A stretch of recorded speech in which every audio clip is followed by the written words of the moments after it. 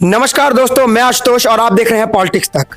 आज आप जब ये न्यूज़ देख रहे हैं तो मैं आपको बता दूं कि 5 राज्यों में विधानसभा चुनाव खत्म हो चुके हैं और 3 दिसंबर को सबका इंतजार है कि किसकी सत्ता किसके हाथ किस राज्य में जाएगी। ये एक बड़ा प्रश्न अभी के टाइम है।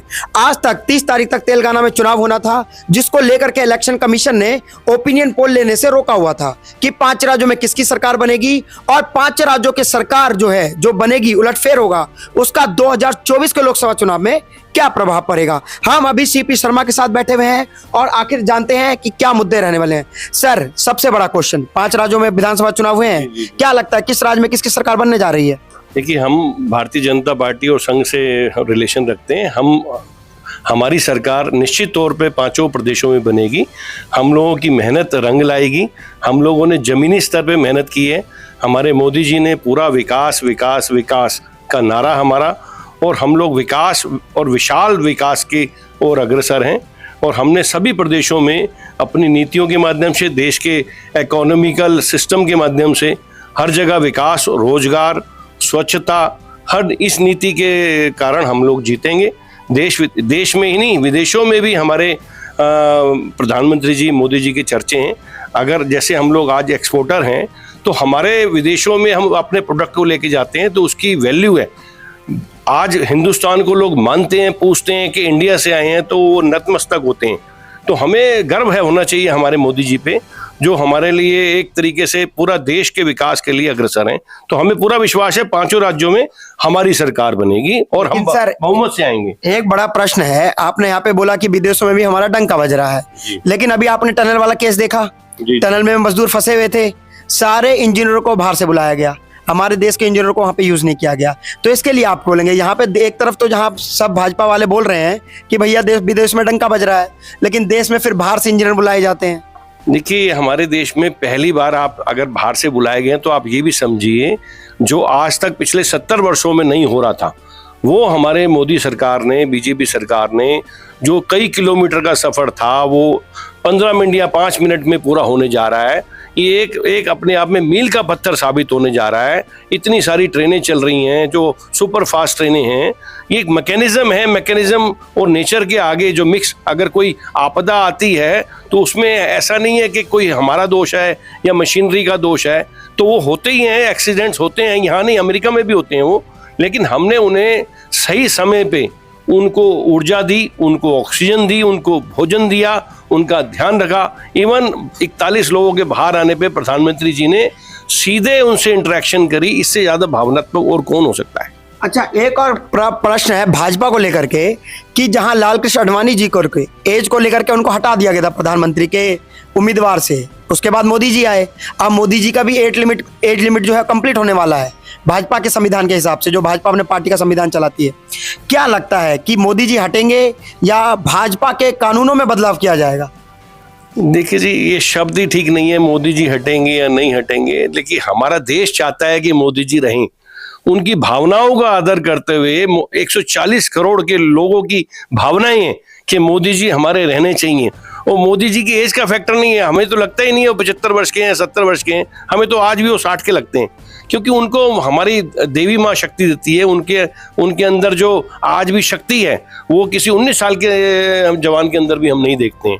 तो अगर एक ऐसा व्यक्ति जो पूरे देश को संभाले हुए है, पूरे देश के चारों कोनों में संभाले हुए हैं, आप और हम होली और दिवाली पे अपने घरों में, बिस्तरों में और भोजन में और मिठाई में खो जाते हैं, लेकिन वो आज भी मोदी जी हमारे, अगर दिवाली हो तो किसी कोने में जाके आर्मी के जो लोग हैं उनके साथ, हमारे देश के जो जवान लड़ रहे हैं उनके साथ जाके दिवाली और होली मनाते हैं। आप अगर उनका मन देखिए, अगर किसी काम की शुरुआत करनी हो तो वो सबसे पहले जाके केदारनाथ के दर्शन करते हैं। अभी भी अगर वो आंध्रा में अगर इलेक्शन के लिए, पब्लिसिटी के लिए गए, सबसे पहले उन्होंने बालाजी के दर्शन किए। देखिए, एक भावना है, जो व्यक्ति का परिवार नहीं है, जो व्यक्ति का देश ही परिवार है, 140 करोड़ का परिवार है। अब राम जी हैं तो राम जी ने पूरा परिवार छोड़ दिया, अपना माँ सीता को छोड़ दिया लोगों के कहने पे। तो हम तो ऐसे राम जी जब जाने लगे तो उसको सरयू में हजारों लोग, लाखों लोग उनके साथ चले गए। वो सब इच्छित थे कि हम भी आपके साथ मोक्ष प्राप्ति के लिए चलेंगे। तो हम लोग तो जो 140 करोड़ तो मैं नहीं कहूँगा, लेकिन हम बीजेपी के जो कार्यकर्ता हैं, हम तो मोदी जी के साथ जहाँ चाहेंगे। अगर वो आज वो कहें चलो दिलदारो चलो चांद के पार तो वो ले जा रहे हैं। हम तो चांद के पार भी उनके साथ जाने को तैयार हैं। सबसे बड़ा अच्छा, यहाँ पे राम मंदिर का जब आपने मुद्दा उठाया तो एक क्वेश्चन और उठ रहा है कि भैया भाजपा का नारा है जो राम को लाए हम उनको लाएंगे, तो राम को कौन ला पाएगा? देखिए, राम को भाजपा सरकार भी ला रही है, संघ ला रहा है, यह देश के ताला राजीव गांधी ने खोला था, ऐसा कांग्रेसियों का कहना है। देखिए, हम उनकी भी बुराई नहीं करते, ताला खोला था, उनको अच्छा किया उन्होंने, सनातन पद्धति का पालन किया उन्होंने। लेकिन आज संघ हजारों वर्ष से लड़ रहा है, कई सौ वर्ष से लड़ रहा है। उससे पहले हिंदू महासभा लड़ रही थी, लेकिन हिंदुत्व लड़ रहा है। मैं यहाँ बीजेपी या संघ या सभी का, हमारा हिंदुत्व जीता है। हमारा हिंदुत्व जो है, जो एक कला है जीने की, वो उस ताले को खुलवाया, और उस ताले को खुलवाने के बाद राम मंदिर जैसे हमारा था उससे कहीं भव्य मंदिर अब बनने जा रहा है। तो आस्था ही वापस आती है, चाहे मंदिर छोटा हो चाहे बड़ा हो। लेकिन हमारे योगी जी ने जितनी मेहनत करी है, आज अयोध्या जो प्राचीन काल की अयोध्या थी उससे भी ज़्यादा उज्जवल दिखती है हमें। जो आप जाके देखिए, आज अगर हमारे मोदी जी ने बनारस में कॉरिडोर बनाया है तो वो किसके लिए बनाया है? अपने लिए थोड़ी बनाया है, या बीजेपी के लोगों के लिए बनाया? ये लोगों के लिए बनाया है, हमारे हिंदू और सनातनियों के लिए बनाया है। मोदी जी मंदिर जाते हैं, गुरुद्वारे भी जाते हैं, मस्जिद नहीं जाते हैं, पगड़ी भी पहनते हैं, भगवा कलर भी पहनते हैं, लेकिन व्हाइट रंग की टोपी नहीं पहनते। इसके बारे में क्या बोलें? देखिए, अगर बंटवारा हो रहा है देश का। देखिए, अगर मैं यहाँ सीधा जवाब दूंगा, अगर आपको सपोज अगर आप हिंदू हो तो देखिए, आप अपने धर्म का पालन पहले करोगे ना। लेकिन अगर कोई मुस्लिम वर्ग उन्हें बुलाएगा, उन्हें न्योता देगा, तो उनके यहाँ भी वो जाते हैं, उनके यहाँ भी वो पूरा हम मुस्लिम के लिए जितना काम कर रहे हैं शायद कांग्रेस ने भी नहीं किया, शायद ओबीसी की पार्टी ने भी नहीं किया होगा। आज हम लोग जो काम कर रहे हैं स्कूलों के लिए, उनकी एजुकेशन के लिए, आज उन्होंने स्त्रियों के लिए जो अलग से कानून पहले चल रहा था इनका, जो एक दमन कानून था, उसको खत्म करके हमारे ही बीजेपी ने उनको आगे बढ़ाने के लिए तलाक हटाओ, जो तलाक हट रहा है, अभी 3 बार तलाक बोल दिया, तलाक हो गया। ये तो एक बड़ी बदतमीजी थी। तो आज हम लोग हर एक जीवन को उठाने का प्रयत्न कर रहे हैं। अच्छा, यहाँ पे आपने महिलाओं का मुद्दा उठाया, तो सबसे बड़ा प्रश्न, रक्षाबंधन में मोदी जी ने 300 रुपए सिलेंडर पे कम कर दिए, लेकिन 400 के सिलेंडर को 1200 तक ले जाना और उसको अब 900 में देना, क्या ये सही है? देखिए, इकोनॉमी अगर आप चलाएंगे और देखेंगे तो बैलेंस कैसे रखना है चीज़ों को। हमारा कभी एक्सपोर्ट कम हो रहा है, कभी एक्सपोर्ट बैलेंस को बराबर करना है, कभी हमें फॉरेन एक्सचेंज हमारा कम हो गया है तो उसको कैसे रिजर्व को बढ़ाना है। देखिए, ये एक बैलेंस है, इकोनॉमी बैलेंस। हमारे पास जो देश में केवल 5% लोग केवल इनकम टैक्स देते हैं, उससे पूरा देश चलता है। 140 करोड़, इतनी बड़ी स्ट्रक्चर, इतने बड़े आपके हाईवे बने, इतने शानदार हाईवे बने, जो आज पेरिस और यूरोप में भी वो वैसे हाईवे नहीं है जैसे हाईवे हिंदुस्तान में बने हैं। तो ये आप ही लोगों के पैसे से बने हैं, आप ही, उसमें 5% लोग टैक्स देते हैं। क्या आपको उचित लगता है कि 140 करोड़ में केवल 5% टैक्स पेएबल है? उसमें वो अगर 20% हो तो हमें वो सिलेंडरों के रेट बढ़ाने घटाने की जरूरत नहीं पड़ती है।